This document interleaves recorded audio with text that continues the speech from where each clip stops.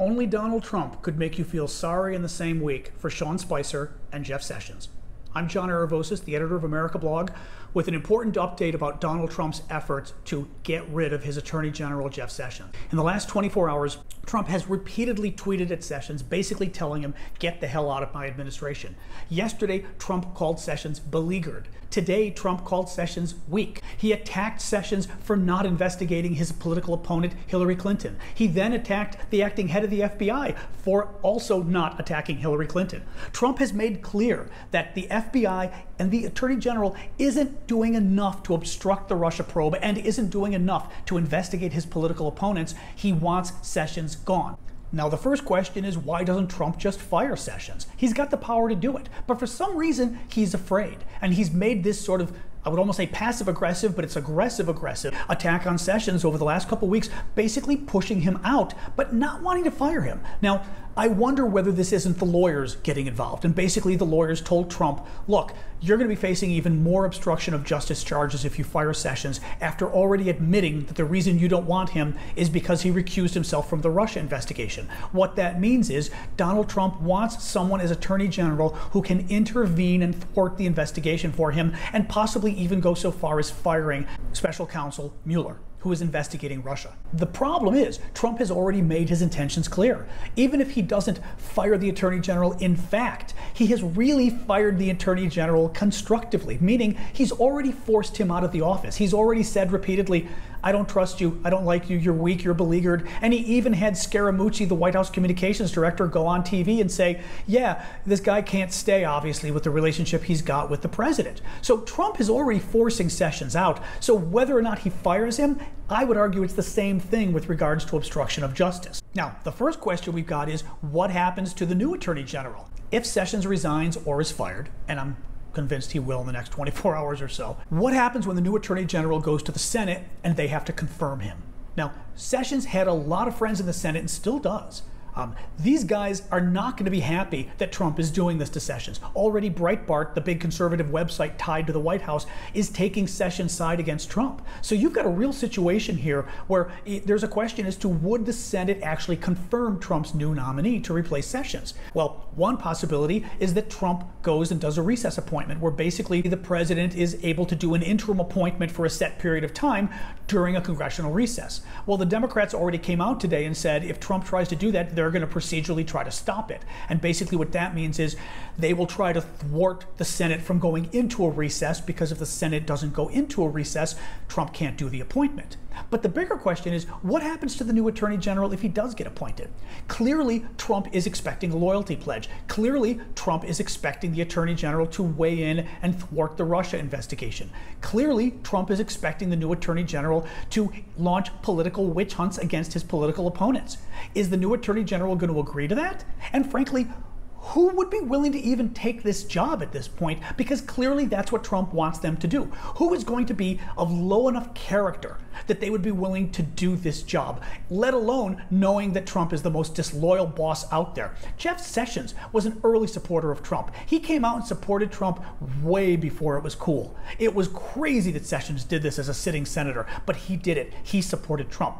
Sessions then gave up his long-term job in the Senate. His seat was secure. He gave it up so he could work for Donald Trump, and now within 6 months, Trump is forcing him out in disgrace.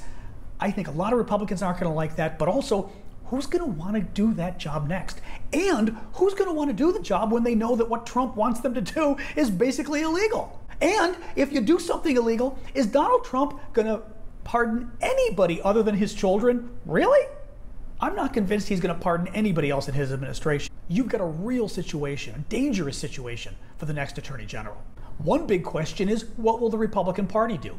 Will the GOP finally stand up to Donald Trump and say, look, we're not going to let you run the Justice Department and run the FBI like it's your own personal police force, your own bully force that can go and attack your political opponents and basically get your tickets written off at the DMV. It doesn't work that way in the United States of America. It does work that way in a banana republic like Uganda.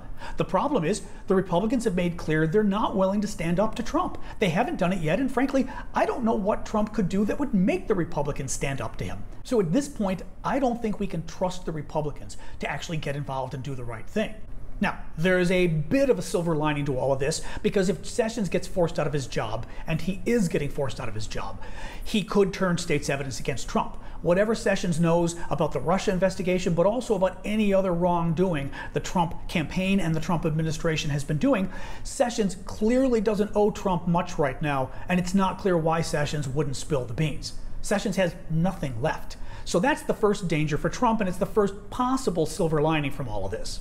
The dark side to all of this, as I've already said, is what happens if the new Attorney General goes after Hillary, goes after the Russia investigation, and finally fires Mueller, the special counsel. I don't think there's any question right now that Donald Trump will eventually fire the special counsel. I think it's a given. Trump has already showed his cards 10 times over. We have said for 2 years, oh, maybe Donald Trump will change. Maybe he's going to mature in office. Maybe, the 70-year-old leopard is going to change its spots. He hasn't. Donald Trump is nuts. Donald Trump is a narcissist. Donald Trump is tragically insecure. He's your worst Greek tragedy on its best day. There is no way this guy is going to change, and we shouldn't expect him to. And there's no way the Republicans are going to change. The only way to stop this is for Americans of good conscience stand up against this administration, stand up against the Republicans in Congress, join with the good Republicans who have been speaking up against Trump, who have been speaking up against the Republicans in Congress, who have been enabling Trump. What can be done? We're going to have to turn out into the streets, people. If Trump ends up firing Mueller, he is literally relegating us to third-class status, to a banana republic. He is treating this democracy as his own slush fund. He's treating it the way Vladimir Putin treats his country. And it's no surprise that Trump admires Vladimir Putin so much. We've got to stop this guy, and we do it by turning out in the streets, by the force of the people, through legal and nonviolent means, shows America that we are not going to take this anymore. This is a dangerous time for our country, folks. Donald Trump is turning us, is moving us, is pushing us to authoritarianism, and this is just too dangerous, the precedent that this man is doing. He's a bad president. He should have never been elected. In a way, he really wasn't elected. He got in through illegitimate means with the help of Russia and with the help of the FBI and with the help of voter disenfranchisement from the GOP. And it's time that Americans of good conscience stood up and said enough. I'm John Ervosis with America Blog. Please like this video, share it, retweet it, put it on social media, and I'm going to put up a link at the very end for you to sign a petition committing yourself to get out on the streets, to join us in protesting when Donald Trump finally fires Special Counsel Mueller. Thanks so much.